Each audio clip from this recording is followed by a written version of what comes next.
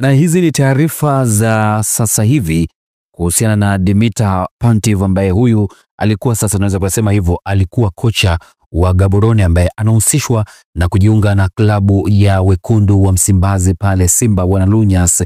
Huyu tayari ameshaagwa katika kikosi chake cha Gaborone. Imetoka tayari taarifa rasmi ya kumshukuru kocha huyu katika klabu yake ya Gaborone ambayo alikuwa akifundisha na ndio timu ambayo katika klabu bingwa Afrika Simba imetoka kuiondosha katika michuano hiyo na yenyewe imesonga mbele. Sasa anahusishwa na kujiunga na klabu ya Simba Sport Club, na wakati huu tukishuhudia kama hivi klabu yake ya Gaborone imeshatoa taarifa ya kuachana naye. Inawezekana yale ambayo yanazungumzwa ama yale ambayo yanaendelea sasa hivi katika mitandao ya kijamii kuna ukweli wa 85% ndani yake, na hiyo kiunganisha na kauli ya Ahmed Ally kuzungumza kwamba ndani ya wiki hii lazima kocha mpya atatambulishwa katika viunga vya pale Msimbazi. Basi inawezekana huyu Dimitar Pantev tayari ni mwekundu na mweupe ndani ya viunga vya Simba Sport Club. Ni mnyama, na nilikupa video ya CV yake, kama hujaitazama basi